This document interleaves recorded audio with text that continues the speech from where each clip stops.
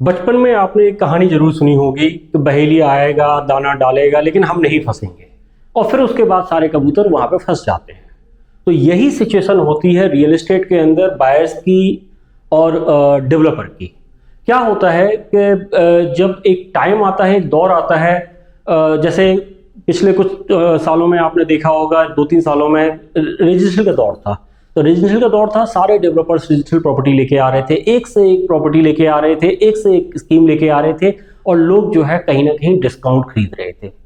मैं फिर से बोल रहा हूँ, लोग डिस्काउंट खरीद रहे थे। लोगों ने वहां पे प्रॉपर्टी नहीं खरीदी।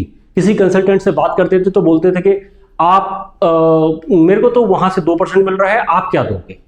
आपने ना केवल स्कीमें जिन्होंने खरीदी हैं वो राइट प्रोडक्ट में नहीं जा पाए हैं, क्योंकि कंसल्टेंट भी फिर क्या होता है, जब उसको पैसा ही नहीं बच रहा होता है तो वो यही बोलता है कि ठीक है यही प्रॉपर्टी आपके लिए सही है, क्योंकि जहां से उसको लगेगा कि ज्यादा ट्रांजेक्शन हो सकेंगे फिर वो प्रॉपर्टी आपको सजेस्ट करेगा, क्योंकि अल्टीमेटली हर कोई पैसा बनाने के लिए ही बैठा हुआ है मार्केट में। डेवलपर्स ने पहले रेजिडेंशियल लेके आए, और यही दौर अगर आप थोड़ा सा और पास्ट में जाओ, 2012, 13, 14 के अंदर आप देखोगे तो वहां पे बेसिकली 12-13 के अंदर रेजिडेंशियल बड़ा अच्छा चला था, लेकिन कहीं ना कहीं 13 के मिड से कमर्शियल प्रॉपर्टी ने पिक करना शुरू किया था। 14, 15, 16 के अंदर जो है कहीं ना कहीं कमर्शियल प्रॉपर्टी काफी पीक पे गई थी। उस टाइम पे भी लोग फंसे थे। क्यों फंसे थे? लोगों ने स्कीमें खरीदी थी। लोग इतना एश्योर्ड रिटर्न मिलेगा, ऐसी प्रॉपर्टी मिलेगी, वैसी प्रॉपर्टी, मतलब एग्जैक्टली उन्होंने ये समझा ही नहीं कि उनको किस तरीके की प्रॉपर्टी चाहिए है। तो आज के वीडियो में मैं आपको एक ऐसा फॉर्मूला बताने वाला हूं जहां पे आपको राइट प्रॉपर्टी चूज करने में बड़ी हेल्प मिलेगी। आपको हमेशा वो प्रॉपर्टी लेनी चाहिए जो कि एंड यूजर ड्रिवन हो। एंड यूजर ड्रिवन मैं क्यों बोल रहा हूं? जैसे रेजिडेंशियल प्रॉपर्टी होती है, अगर उस घर में लोग रह सकते हैं, रहने के लिए अच्छा स्पेस मिल रहा है, और आपको समझ में आ रहा है कि किस तरीके के लोग यहाँ पर रहेंगे, तो डेफिनेटली वो प्रॉपर्टी कल के दिन अप्रिशिएट भी करेगी, और अप्रिशिएट तो करेगी ही करेगी। साथ में अगर कुछ भी नहीं हुआ तो आप इसको एटलीस्ट रेंट आउट कर सकते हैं।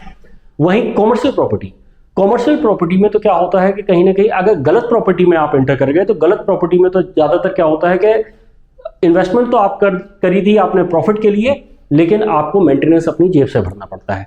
तो ये ना करना पड़े तो उसके लिए भी आपको ऐसी प्रॉपर्टी चूज करनी पड़ेगी जो एंड यूजर ड्रिवन हो। एंड यूजर ड्रिवन कैसे?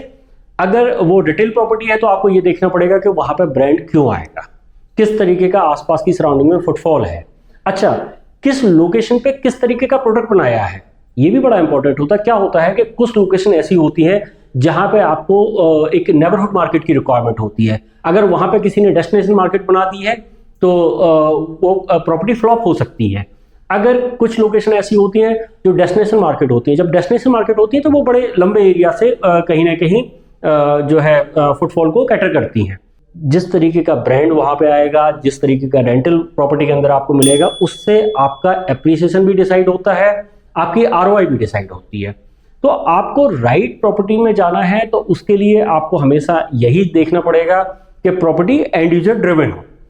अगर आप मेरे से पूछेंगे कि किस प्रॉपर्टी में आज के डेट में जाना चाहिए, तो मैं यहाँ पे किसी भी प्रॉपर्टी का नाम नहीं लेने वाला हूँ, लेकिन हाँ मैं ये बता सकता हूँ कि इस क्राइटेरिया को देखते हुए आप किसी भी प्रॉपर्टी में जा सकते हैं।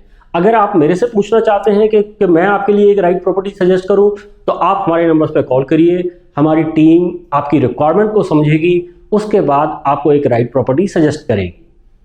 आप चाहें रेंटेड के अंदर जाना, कमर्शियल के अंदर रेंटेड प्रॉपर्टी एक सेफ और सिक्योर इन्वेस्टमेंट होती है, उसके भी ऑप्शन आपको हमारे पास मिलेंगे। आप चाहें किसी ओरिजिनल बुकिंग के प्रोजेक्ट में जाना, तो वहाँ पे मैं हमेशा प्रेफर करता हूँ कि पहले तो बिल्डर का ट्रैक रिकॉर्ड चेक करें कि क्या उसने कमर्शियल प्रॉपर्टी डिलीवर की है तो किस तरीके की प्रॉपर्टी डिलीवर की है, किस तरीके की लीजिंग की उनकी टीम है, क्योंकि ये सारी चीज़ें एक इंडिविजुअल इन्वेस्टर को पता करना थोड़ा सा डिफिकल्ट हो जाता है। वहीं पे इंपॉर्टेंस होती है एक राइट कंसल्टेंट की। तो अगर आपको लगता है कि मैं एक राइट कंसल्टेंट आपके लिए हो सकता हूं, आप हमारे नंबर्स पे कॉल करिए।